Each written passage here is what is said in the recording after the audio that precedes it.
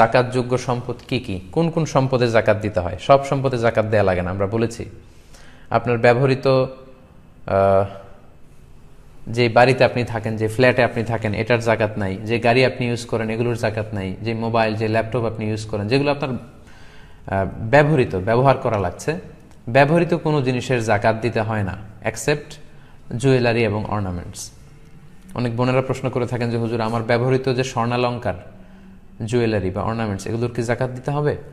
এক্ষেত্রে দুইটা মতামত। কোনো কোনো স্কলাররা বলেন যে ব্যবহৃত কোনো জিনিসের জাকাত দিতে হয় না, ফলে স্বর্ণালঙ্কারেরও জাকাত দিতে হবে না। এবং মেজরিটি স্কলাররা এটাই বলেছেন। বাকি তিন মাযহাব, হানাফি মাযহাব ছাড়া বাকি তিন মাযহাবের স্কলাররা এটাই বলেছেন যে ব্যবহৃত স্বর্ণালঙ্কারের জাকাত দিতে হয় না। কিন্তু আল ইমাম আল আযম আবু হানিফা আলাইহি রাহমা, একমাত্র ওনার মত হচ্ছে যে ব্যবহৃত স্বর্ণালঙ্কারের জাকাত দিতে হবে।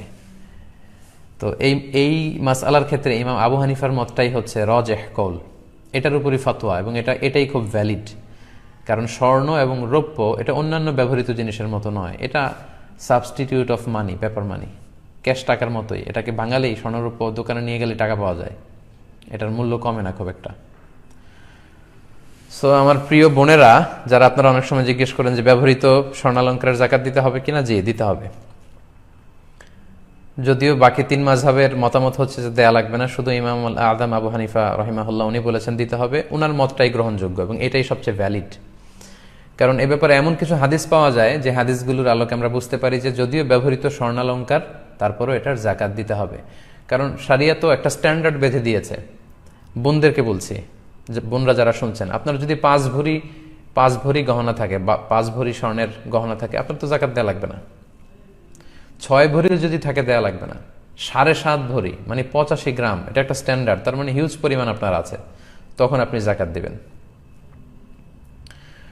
এক্ষেত্রে আমরা সুনানে আবু দাউদের কিছু হাদিস উল্লেখ করতে পারি। আম্মা জান আয়েশা রাদিয়াল্লাহু তাআলা আনহার হাতে বা আঙ্গুলে আংটির মতো কিছু রূপার তৈরি গহনা ছিল। আল্লাহ রাসূল সাল্লাল্লাহু আলাইহি ওয়াসাল্লাম দেখে বললেন, আয়েশা তুমি কি এটার জাকাত দিয়েছো? আম্মা জান আয়েশা বললেন, না দেইনি, এটা আপনার কাছে আমার সৌন্দর্য বাড়ানোর জন্য আমি এটা ব্যবহার করছি, এটার জাকাত দেইনি।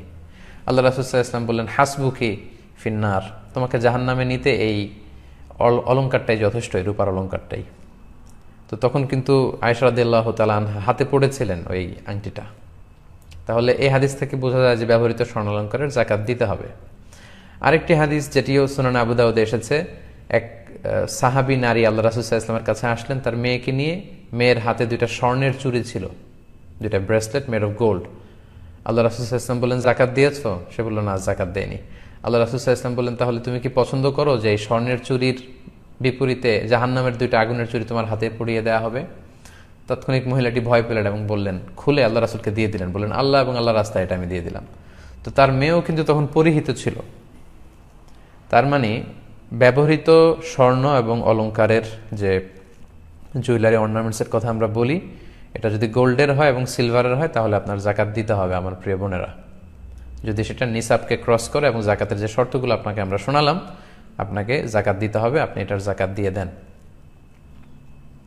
অনেক বোনদের এমন হয় যে শুধু গোল্ডই আছে, গোল্ডের অলংকার, টাকা নেই, তখন আপনি কিভাবে দিবেন? আপনি আপনার হাজব্যান্ডের কাছ থেকে টাকা নিয়ে আদায় করে দিতে পারেন, অথবা আপনার সামান্য কিছু অলংকার আপনি বিক্রি করে দিতে পারেন। আপনার একটা নোজ পিন বিক্রি করে দিলে হয়তো কমে গেল, 7.5 ভরির নিচে যদি থাকে তাহলে আর জাকাত দেওয়া লাগলো না।